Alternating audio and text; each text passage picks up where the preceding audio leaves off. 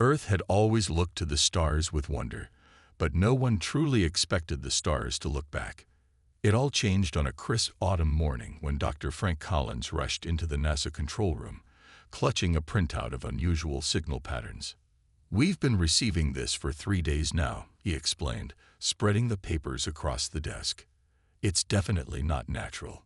Too structured, too precise." Within hours, observatories around the world confirmed the same findings. An artificial signal, approaching from the direction of Alpha Centauri, was deliberately broadcasting toward Earth. The news spread like wildfire. Governments scrambled to form response teams. Military forces went on high alert.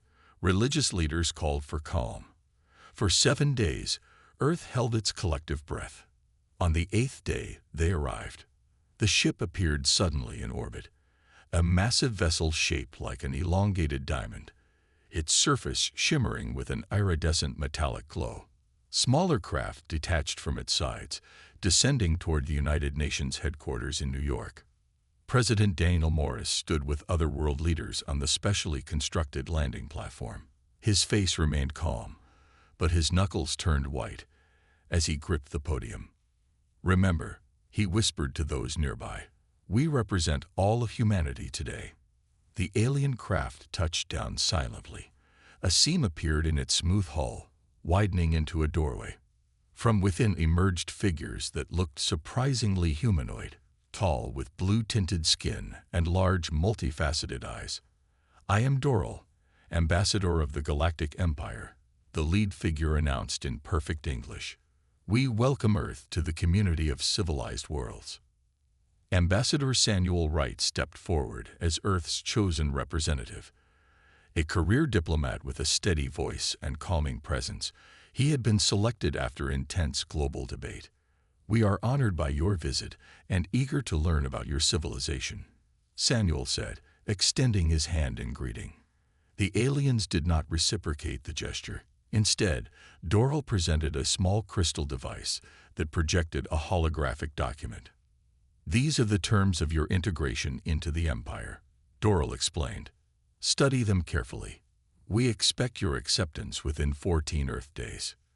Later that evening, in a secure conference room, Earth's leaders reviewed the terms with growing concern. "They're demanding access to all our resources," said Governor Maria Johnson, "and allowing their military bases on our soil." Samuel flipped through the document. "They'll control our communications, regulate our technology development, and require a quarterly tribute of minerals and biological specimens. It's not an alliance," President Morris concluded. "It's a surrender." Over the next few days, Samuel and his team met repeatedly with the imperial delegates. Each attempt to negotiate was firmly rebuffed. "You misunderstand," Doral told them during their third meeting. "These are not suggestions. The Empire does not negotiate with pre-spaceflight civilizations." Meanwhile, astronomer Jane Wilson noticed something troubling at her observatory in Chile. "There are more ships," she reported to military command. "At least 12, hiding behind Jupiter. They've been there since before the ambassador arrived." Admiral Karen Ellis reviewed the satellite data and immediately ordered increased surveillance. "They're positioning for something," she noted. "This isn't just a diplomatic mission." As the deadline approached, global opinion solidified. Protests filled streets worldwide with signs reading, "Earth belongs to humans," and "Freedom is non-negotiable." In a historic session, the United Nations voted unanimously to reject the Empire's terms. Samuel delivered their response personally, standing tall before the alien delegation. "Earth appreciates your offer," he stated firmly, "but we must decline membership under these conditions. We propose instead a mutual exchange of knowledge and culture as equals." Doral's expression didn't change, but the temperature in the room seemed to drop several degrees. "You have made a grave error," the ambassador replied. "The Empire does not tolerate rejection. You have 30 days to reconsider before we implement alternative measures." As the alien delegation departed, Samuel watched their ship ascend with a heavy heart, knowing that Earth had just made its first interstellar enemy. The ultimatum from the Galactic Empire hung over Earth like a dark cloud. 30 days to surrender their freedom or face alternative measures. A thinly veiled threat that nobody misunderstood. President Morris called an emergency meeting in the underground bunker beneath the White House. The room was filled with military leaders, scientists, and key government officials from around the world. "They're not bluffing," Admiral Karenilla stated, pulling up satellite images on the main screen.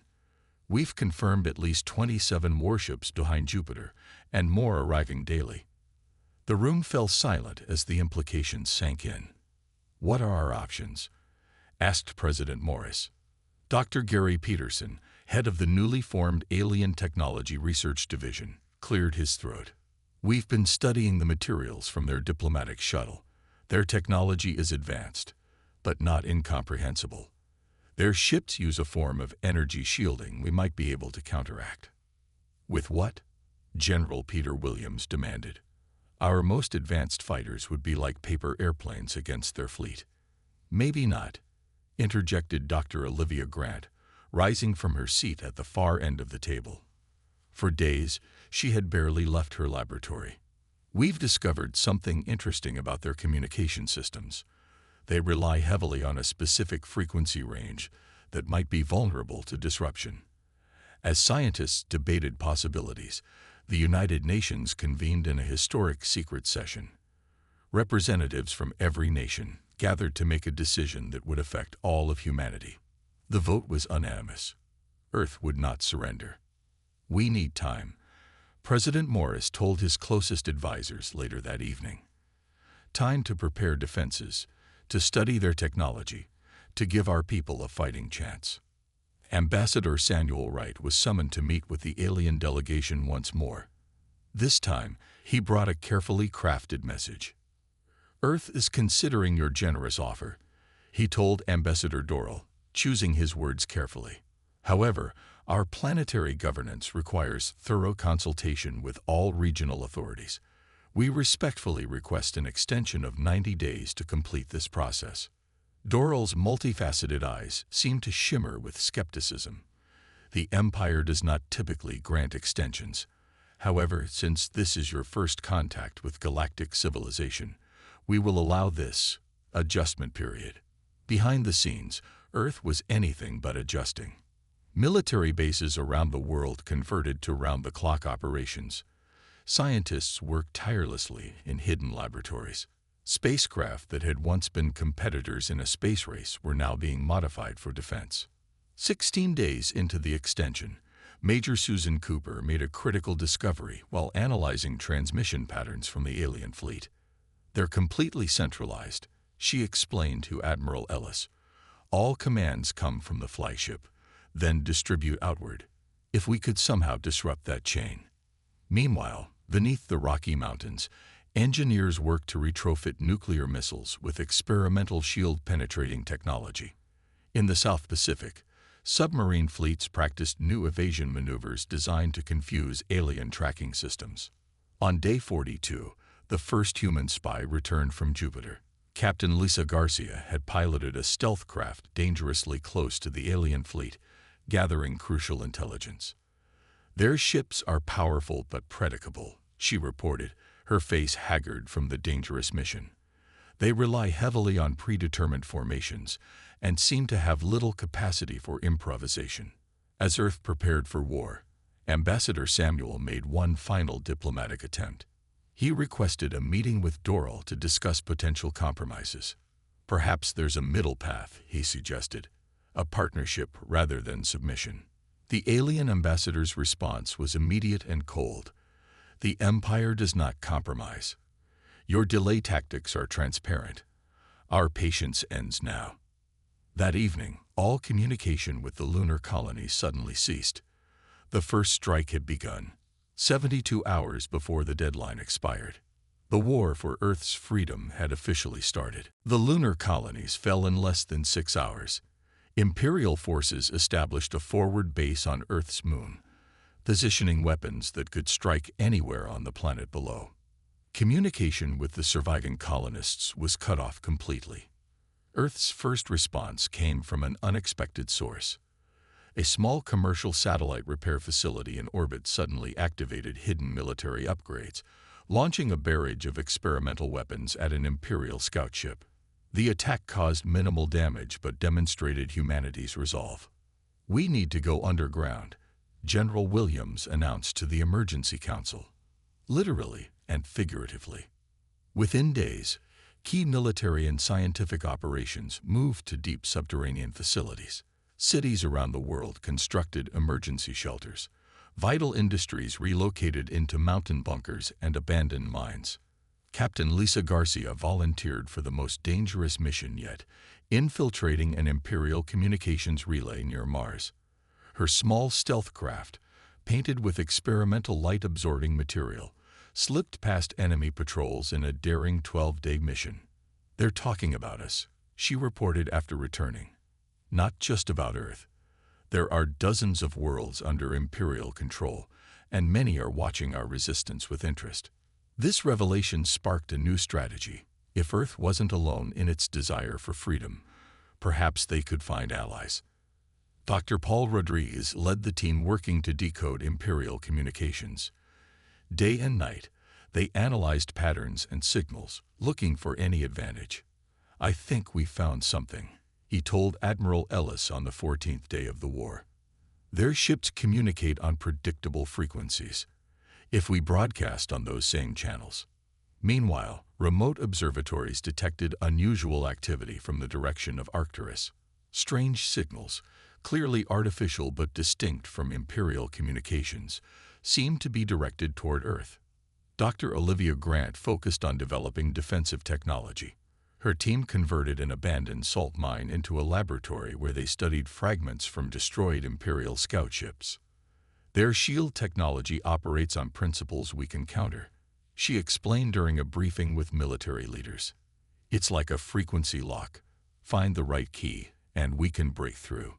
The first real human victory came unexpectedly. A small Imperial landing party attempting to capture a communication station in Australia was ambushed by local defense forces using Olivia's experimental disruptor weapons. The entire squad was captured alive.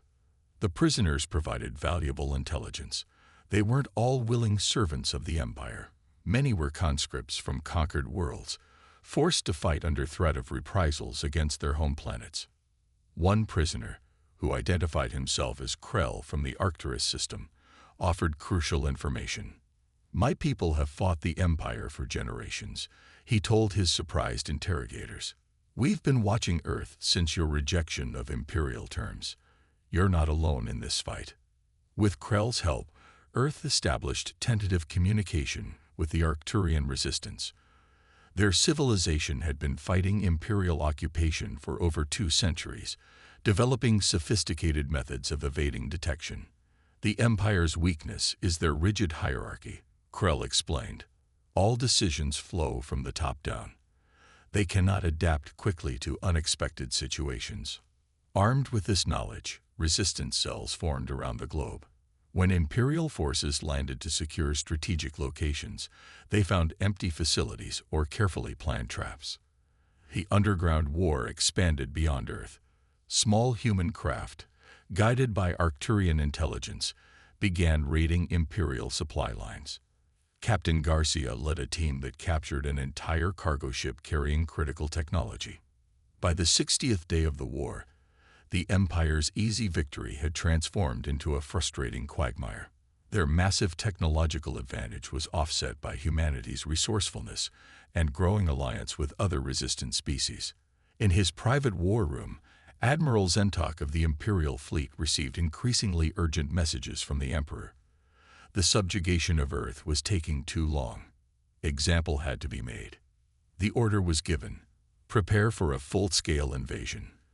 The time for measured response was over. The Imperial invasion began at dawn.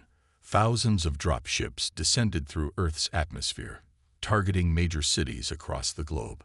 Their engines roared like thunder as they cut through clouds, leaving trails of blue energy in their wake. Commander Eric Johnson watched from the hidden command center beneath Denver as the first wave approached North America. "All units, execute Operation Hornet's Nest. He ordered through the secure communication system. Instead of finding helpless civilians, the Imperial forces landed in carefully prepared killing zones.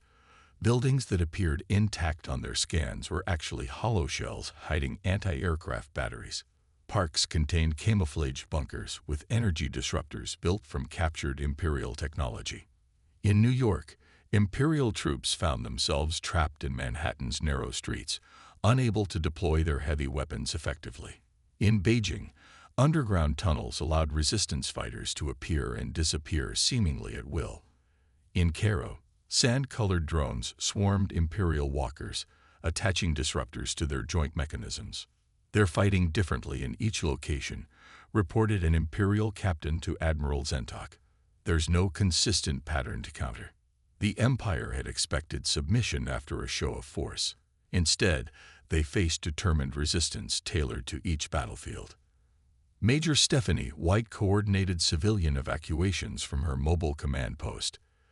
"They're targeting population centers to break our will," she told her team. "Our job is to make sure they find nothing but empty cities and nasty surprises."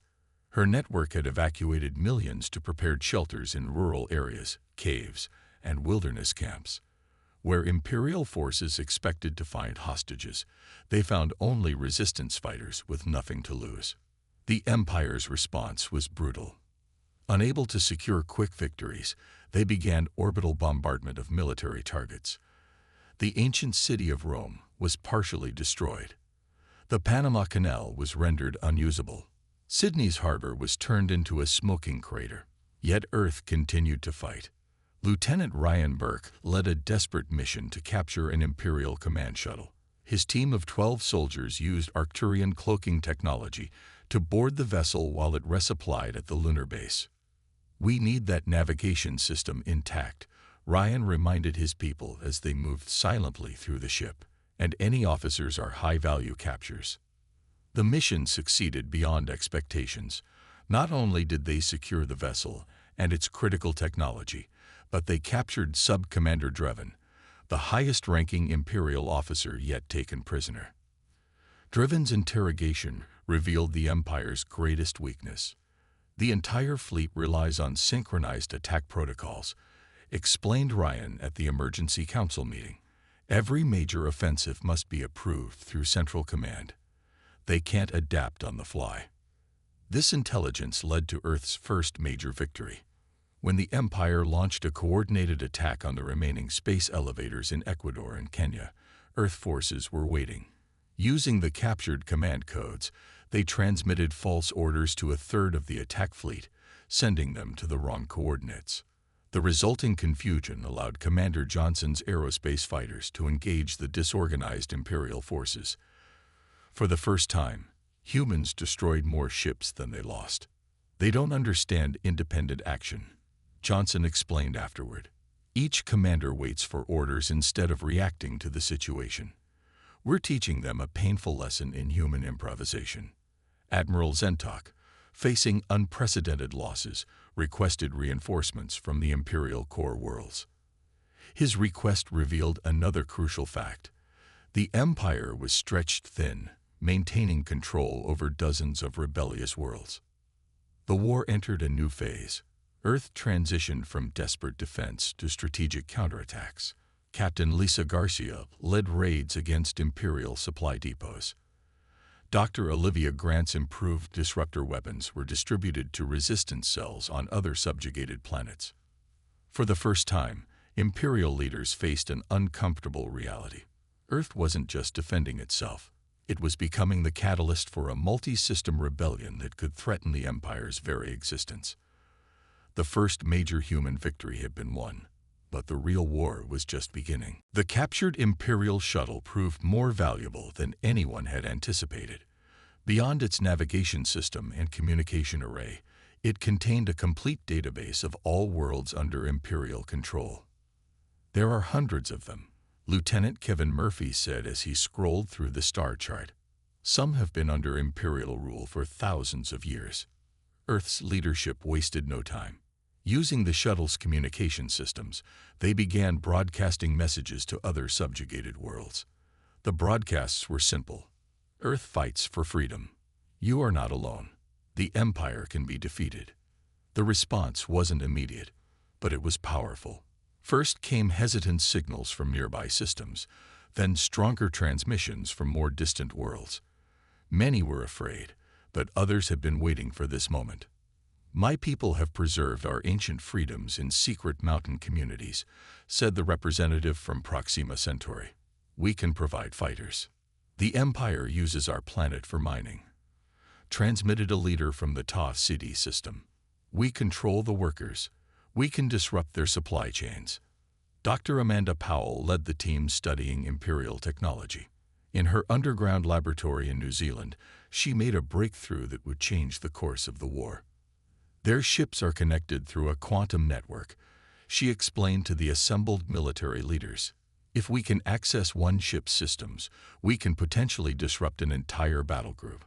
Her team developed a virus that could be uploaded to Imperial vessels, causing cascading failures throughout linked systems. The first test came when Imperial forces attacked Earth's last remaining naval base in the Indian Ocean. The virus was delivered via a seemingly defenseless communication satellite. When the Imperial flagship scanned it, the virus infiltrated their systems and spread to 5 connected vessels. All 6 ships suddenly lost power, drifting helplessly while Earth forces captured them intact. The Free Systems Alliance was formally established 90 days into the war. Representatives from 27 worlds met via secure quantum communication channels. Earth was recognized as the catalyst, but all members had equal standing. "We fight not just for our individual worlds," declared the Alliance Charter, "but for the right of all sentient beings to determine their own destiny." The Alliance strategy focused on asymmetric warfare. Rather than engaging the Empire's massive fleets directly, they targeted supply lines, communication nodes, and isolated outposts. Each success provided more captured technology and emboldened more worlds to join. Ambassador Samuel Wright found himself in a new role, traveling secretly between Alliance worlds in the captured Imperial shuttle. His diplomatic skills proved crucial in resolving ancient conflicts between potential allies. "The Empire maintained control by keeping us divided," Samuel told a gathering on the water world of Oceanus. "Our unity is our greatest weapon." Imperial leadership responded with increasing desperation. Martial law was declared across all controlled territories. Loyal worlds were stripped of defenses to provide ships for a massive counteroffensive. The Emperor himself, a figure rarely seen in public, issued a statement. "The rebellion sparked by Earth threatens thousands of years of galactic peace. This cancer must be cut out completely." Earth intercepted the Imperial battle plans through their growing intelligence network. The Empire was assembling the largest fleet in its history, over 10,000 vessels, to obliterate Earth once and for all. "They're coming with everything they have," Admiral Ellis informed the Emergency Council. "This will be the decisive battle." Alliance members rushed reinforcements to the Sol system. The Arcturians provided advanced stealth technology. The engineers of Ta City delivered improved shield generators. The philosophers of Deneb VII offered predictive battle algorithms developed over centuries of resistance. Earth transformed its entire industrial capacity to war production. Orbital platforms that once provided weather data now served as weapon emplacements. Civilian space vessels were retrofitted with captured Imperial technology. As the massive Imperial Armada approached the outer edges of the solar system, humanity prepared for its greatest test. The battle for Earth would determine not just the fate of one world, but potentially the future of the entire galaxy. The Imperial Armada filled Earth's observatories with points of light, thousands of warships approaching in perfect formation. Their advance was methodical and unwavering, like a storm gathering strength before making landfall. General Alan Foster stood in the Global Defense Center beneath the Rocky Mountains, watching the holographic display with steady eyes. Around him, military leaders from every nation monitored their stations. "They'll reach lunar orbit in 6 hours," reported his aide. Alan nodded. "Begin Operation Scattered Thunder." Across the solar system, Hidden Alliance vessels activated. Small squadrons emerged from Mars' shadow, from within Saturn's rings, from camouflaged bases on asteroids. Not enough to confront the Armada directly, but sufficient to harass its flanks and disrupt its perfect formation. "The Emperor expects us to cower behind Earth's defenses," Allen told his commanders. "Instead, we'll fight across the entire system." On Earth itself, Professor Nicole Wilson made final adjustments to her experimental wormhole generators. For months, her team had worked to adapt concepts from captured Imperial technology. "We can't guarantee stable apertures for more than 90 seconds, she warned. "Use them wisely." The generators were positioned at strategic points in Earth orbit. If they worked, they would temporarily bend space, creating shortcuts that would allow Alliance ships to appear unexpectedly behind enemy lines. The first Imperial wave approached the Moon, expecting minimal resistance. Instead, they encountered a complex web of mines, automated defense platforms, and suicide drones. The lunar surface, seemingly abandoned since its fall months earlier, erupted with hidden bunkers housing Alliance fighters. Commander Eric Johnson led the lunar defense from an underground base beneath the Sea of Tranquility. "Let them commit to the attack," he ordered. "Wait until their forward elements are fully engaged." When the Imperial forces deployed their landing craft, Eric gave the signal. The wormhole generators activated, creating shimmering tiers in space. Through these openings poured Alliance battleships that had been hiding behind Jupiter. The Imperial formation, designed for a frontal assault on Earth, suddenly faced attacks from multiple directions. Their rigid command structure struggled to adapt to the changing battlefield. Despite this initial success, the sheer size of the Imperial force was overwhelming. Their central fleet pushed through toward Earth, losing ships but maintaining momentum. Their objective was clear: position their planet-killer weapons within striking range of major population centers. On Earth, civilians huddled in reinforced shelters watching emergency broadcasts. In cities around the world, last-minute evacuations continued. Some people refused to leave, instead joining local defense militias. The orbital battle reached its peak intensity as the Imperial flagship approached Earth. Nearly a mile long and bristling with weapons, it led a formation of dreadnoughts designed to break planetary defenses.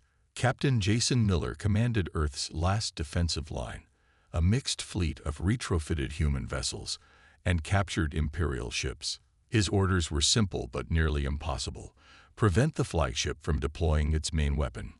"All ships, execute attack pattern Delta," Jason ordered. "Concentrate fire on their primary energy conduits." The space around Earth became a chaotic realm of energy beams, missile contrails, and exploding vessels. Alliance ships fought with desperate creativity, using maneuvers no Imperial commander would consider. The battle seemed lost when 3 Imperial dreadnoughts broke through and began bombarding Earth's surface. Rio de Janeiro, Cairo, and Shanghai suffered direct hits, with millions of lives hanging in the balance. In this darkest moment, humanity revealed its final desperate strategy. From hidden underground silos, Earth launched thousands of small, unmanned craft. Too small to register as threats on Imperial scanners, these drones carried Dr. Powell's virus directly into the heart of enemy ships. As system after system failed, the rigid Imperial command structure collapsed. Ships lost communication with their commanders. Automated defense systems shut down. Engines failed mid-maneuver. The Imperial flagship, target of a concentrated drone attack, drifted powerless. Captain Jason seized the opportunity, leading a boarding party to capture the vessel intact. The fighting was brutal, corridor by corridor, but Earth forces had surprise and desperation on their side. When the Imperial Admiral Zentok was finally cornered on the bridge, he faced General Alan Foster, who had joined the boarding party. "Surrender your fleet," Alan demanded, "or watch it be destroyed piece by piece." The battle for Earth had reached its turning point. The Imperial Admiral Zentok stood on his captured flagship's bridge, surrounded by Earth forces led by General Alan Foster and Captain Jason Miller. Outside the viewports, the battle continued, but with Imperial ships increasingly disabled or retreating. "You cannot win," Sentok declared, his multifaceted eyes flashing with anger. "The Empire spans thousands of worlds. This is merely one fleet." "A fleet that included your Emperor's son," Jason replied, holding up a data pad showing prisoner manifests. "Prince Doral, captured alive while attempting to escape in a shuttle." The Admiral's composure finally cracked. The diplomatic ambassador, who had first delivered the Empire's ultimatum to Earth, had been the heir to the Imperial throne, sent to oversee what should have been a simple conquest. Using the flagship's communication array, Earth forces broadcast footage throughout the fleet. The Imperial Prince in custody, Admiral Sentok surrendering, and Alliance ships taking control of Imperial vessels. Across the solar system, Imperial captains faced a critical decision: continue fighting without leadership and with failing systems, or surrender to preserve their crews. Ship by ship, the massive armada stood down. On Earth, people emerged from shelters to watch the skies. Where death had threatened, now disabled Imperial vessels drifted harmlessly, surrounded by Alliance ships. The news spread rapidly. Humanity had somehow, against all odds, prevailed. The days that followed were filled with both celebration and mourning. Parts of 23 major cities lay in ruins. Millions had perished in the orbital bombardment. The lunar colonies remained heavily damaged. Yet amid the destruction, something remarkable was happening. Representatives from over 100 formerly subjugated worlds arrived on Earth for an unprecedented gathering. The Empire maintained control through centralized power, Samuel Wright explained as he opened the first session of what would become the Galactic Council. "We propose a new form of interstellar governance based on sovereignty and cooperation." The Council's first act was to send a message to the Imperial capital, a demand for immediate cessation of hostilities, withdrawal from occupied worlds, and recognition of the new Galactic Council's authority. The response came not from the Emperor, but from the Imperial Senate, a body that had existed for millennia, but held little real power. With the Prince captive and the Central Fleet defeated, reform elements within the Empire had seized the opportunity for change. "The Senate has confined the Emperor to his palace," their message stated. "We seek terms for a peaceful transition." Captain Lisa Garcia led the mission to the Imperial capital, a show of force and diplomacy carried out by a multispecies delegation aboard captured Imperial vessels. They arrived to find not resistance, but celebration, as formerly oppressed peoples reclaimed their rights. Professor Nicol Wilson's wormhole technology proved vital in the aftermath, allowing rapid communication and transport between distant worlds. For the first time, species that had been deliberately kept isolated by Imperial policy shared knowledge, culture, and resources. Dr. Amanda Powell established a multispecies research institute to ensure technology would serve freedom rather than control. "The Empire built walls between worlds," she declared at the opening ceremony. "We will build bridges." 1 year after Earth's rejection of Imperial membership, the Galactic Council ratified its founding charter. Unlike the Empire's rigid hierarchy, the Council operated on principles of consensus and limited central authority. Each world maintained its sovereignty while committing to mutual defense and free exchange. Earth held a special place in this new order, not as ruler, but as catalyst. Human adaptability, creativity, and determination had sparked a revolution that transformed the galaxy. On the anniversary of the war's end, a memorial was unveiled in what remained of the United Nations Plaza in New York. It featured a simple stone globe, cracked but held together by bands of metal contributed by every Alliance world. General Alan Foster, now serving as Earth's first Council representative, stood before the gathered crowds and visiting dignitaries from across the galaxy. "We did not seek this war," he said, his voice carrying across the rebuilt square. "We asked only to determine our own path among the stars. In defending that right for ourselves, we discovered countless others who desired the same freedom." He gestured to the representatives of 100 worlds standing behind him. "Today we begin a new chapter in galactic history, not as subjects, but as equals, not under an empire, but within a community.